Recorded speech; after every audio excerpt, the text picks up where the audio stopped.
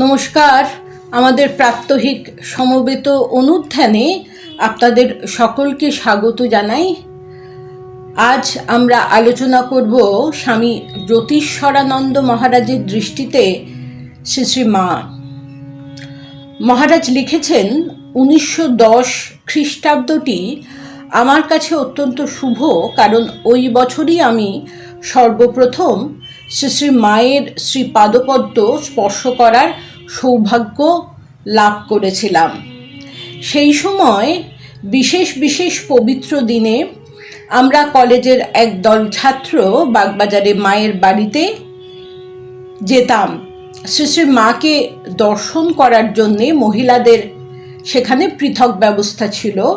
শ্রী শ্রী মাকে প্রণাম করে তার আশীর্বাদ লাভের জন্যে আগত শত শত যুবক ও বৃদ্ধ ভক্তের সঙ্গে আমরা অপেক্ষা করতাম।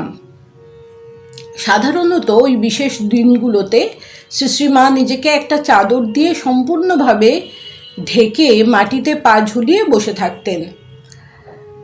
তার শ্রীমুখ কখনো দেখা যেত না, আমরা শুধুমাত্র তার শ্রীচরণ দর্শন করতে পারতাম। স্বয়ং শ্রীরামও পূজিত তার সেই পবিত্র চরণ যুগলে আমরা পুষ্প নিবেদন করে পুজো করতাম এবং সেই পাদপদ্মে আমাদের মস্তক দ্বারা স্পর্শ প্রদান করে তার দিব্য উপস্থিতির অনুভূতিতে অন্তরে একেবারে উজ্জীবিত হয়ে উঠতাম। কিন্তু ঘটনাচক্রে একদিন অতি শীঘ্রই এলো আমার জীবনের সেই পরম সৌভাগ্যময় দিন।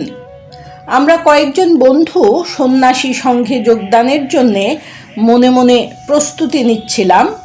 সেই মতো আমরা প্রতি সপ্তাহে ছুটির দিনে রামকৃষ্ণ মিশনের প্রধান কার্যালয় বেলুন মঠে গিয়ে রাত্রিবাস করতাম।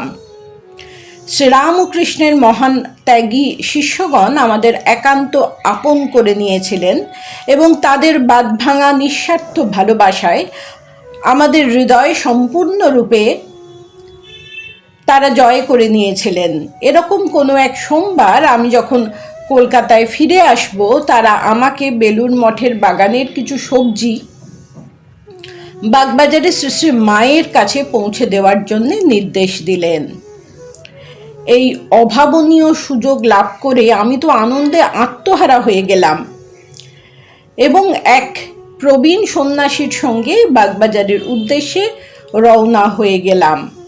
গঙ্গা পার করে উদ্বোধনে পৌঁছেই সোজা দোতলায় ঠাকুর ঘরে চলে গেলাম। শ্রী শ্রী মা তখন সেখানে একা বসেছিলেন এবং তার শ্রীমুখে সে সময় কোনো অবগুণ্ঠন ছিল না। তিনি সদ্য তার নিত্য পূজা সমাপ্ত করেছেন। তার মুখমণ্ডল তখন এক স্বর্গীয় সুগভীর প্রশান্তি, দয়া এবং আনন্দের জ্যোতিতে উদ্ভাসিত হয়ে উঠেছিল।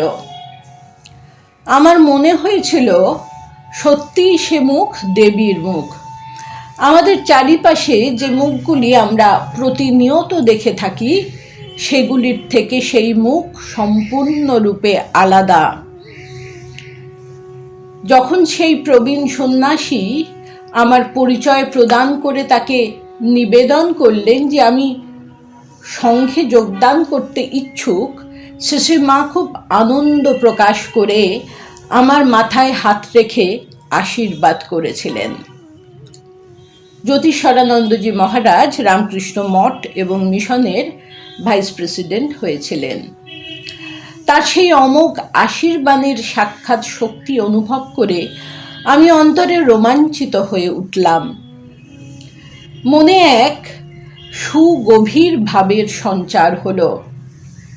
আমি যখনই শ্রী শ্রী মায়ের কথা স্মরণ করি, বোধ হয় তার সেই কৃপাপূর্ণ হাত দুখানি আমার মাথায় আজও রাখা আছে। আমি কাতরভাবে প্রার্থনা করি তিনি যেন সদা সর্বদা এভাবে আমাকে এবং জগতের অন্য সবাইকে তার করুণাপূর্ণ মাতৃ ছায়াতলে পরম কৃপা ভরে আশ্রয় দেন। মাকে প্রথম যেদিন দর্শন করতে গিয়েছিলেন, সেদিন মায়ের চরণ স্পর্শ করে প্রণাম করেই চলে এসেছিলেন। শ্রীমুখ দেখার সৌভাগ্য হয়নি। হয়তো তিনি মনে মনে প্রার্থনা করেছিলেন, তাই এক সুযোগ এসে গেল। একজন সন্ন্যাসী তাকে বললেন যে মায়ের জন্যে কিছু সবজি নিয়ে যেতে বেলুড় মঠ থেকে। সেদিন শুধুমাত্র মায়ের শ্রীমুখী তিনি দর্শন করেননি, মা তার মাথায় হাত রেখে আশীর্বাদ করেছেন।